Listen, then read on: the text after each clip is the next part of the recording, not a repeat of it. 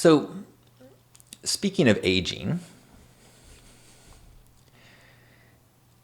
I was in a men's group recently, and it felt like everyone had experienced a growing up through this pandemic.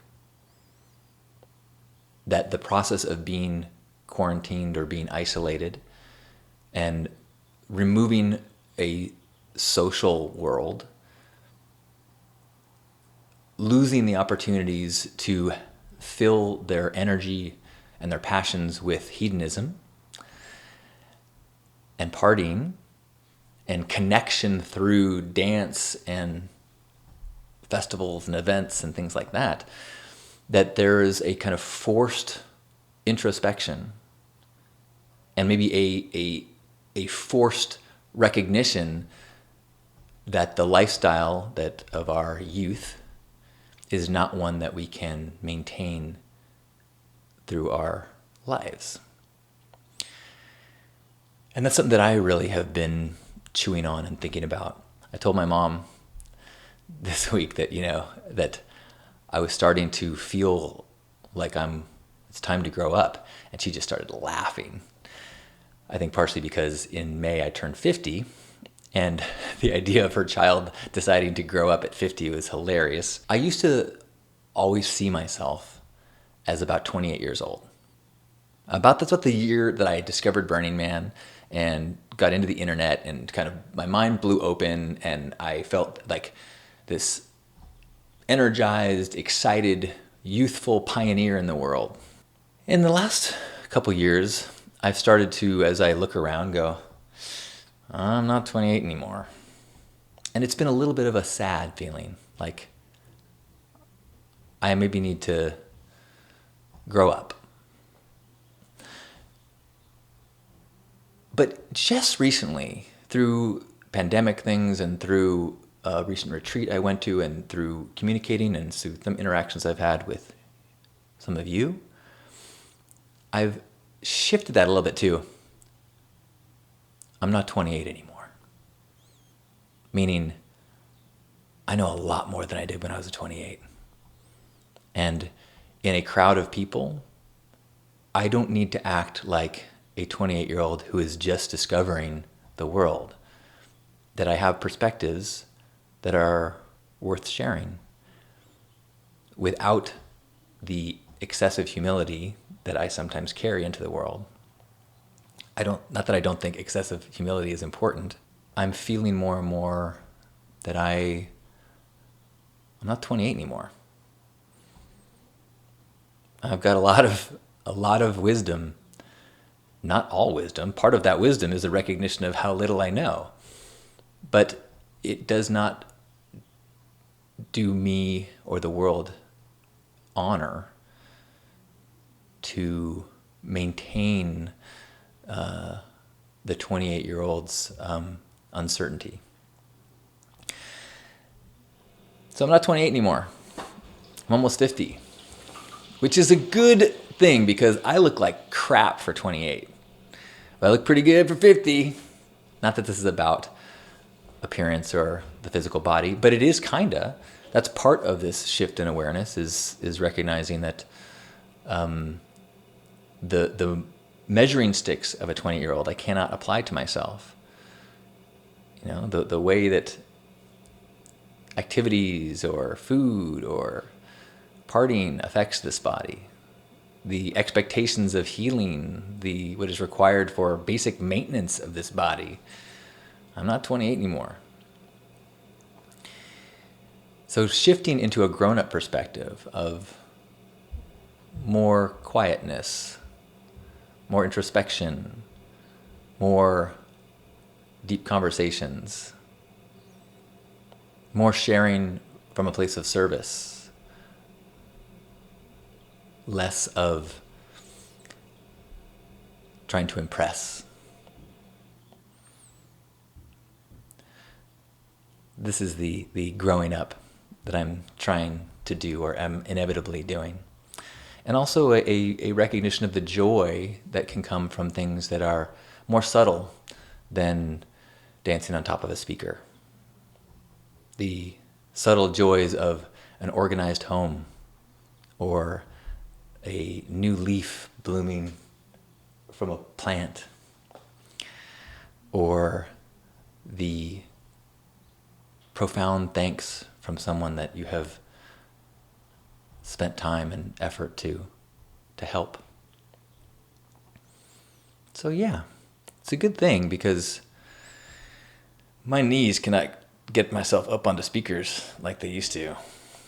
And it's a lot of pressure to maintain a go-go boy's body into my 50s. Not that there's anything better or worse than having abs, but I certainly have had those stories and had those judgments and shedding those, while I receive more hair on my back. I can maybe lose some of those hang-ups, which is good, because they don't go well together. I have been hung up on a cultural story that I do not want hair on my back. And in the same way, the cultural story of I don't want to lose the hair on my head. So as I am thinning hair here, as I am gaining these hairs along my back, it is one of those stories and those narratives that I need to reprioritize. You know, I remember being in the jacuzzi with my Grandpa Caleb, and looking at his beautiful body. And, you know, it's the body that survived, 9 decades, almost 9.5. And he's got crazy wrinkles and wacky hairs and big mole type things and skin flaps and all sorts of hanging skin in all different places. And what a tragedy it would be to age into a body like that and curse it along the way.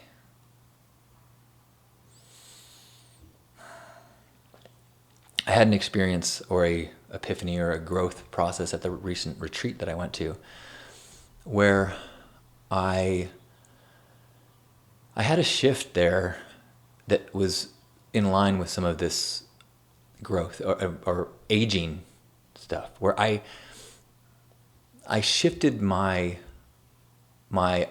negative I'm not 28 to the positive I'm not 28 anymore, where I saw myself as a beautiful human being without the need to be a young and sexy man. And I realized in letting go of the young and sexy man, it allowed me to relate to people, specifically women, without any sexual tension or awkwardness. And I realized that I have carried that sexual tension, awkwardness, whether or not they have any idea that it's there.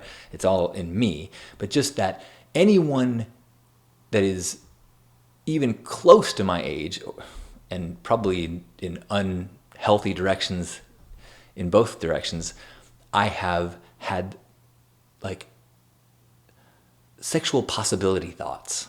Not that I'm visualizing having sex with them, but there is this lifelong training of women as being, could I be with this woman kind of feelings? Would they have me? And that being part of self-worth and part of kind of like negotiating my place in a social situation,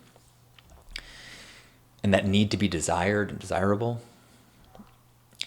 And so as I freed myself from that need and allowed myself to be a beautiful person, maybe even an elder, I was able to connect with beautiful women without any internal thoughts of sexuality.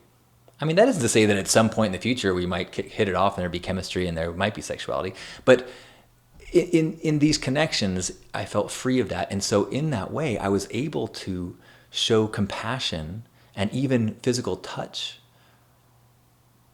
that was purely loving. Kind of similar to when I talked about when I met when I got to spend time with Asher, my last visit, and I was able to touch this child with full certainty that I was touching from a place of total love. Whereas before that, I had a little bit of anxiety about, am I touching them okay? Would their parents be upset? I've had that thought with any woman, like cuddle puddles give me anxiety because I'm like, am I touching them okay? Do they think I'm hitting on them? Am I being a creepy guy? And in this place of older non-sexual dude, I felt like I could show compassionate touch. And it was beautiful, and I think it was received beautifully.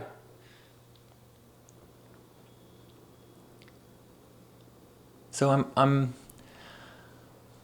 sometimes I'm kicking and screaming, but I am adjusting and growing up.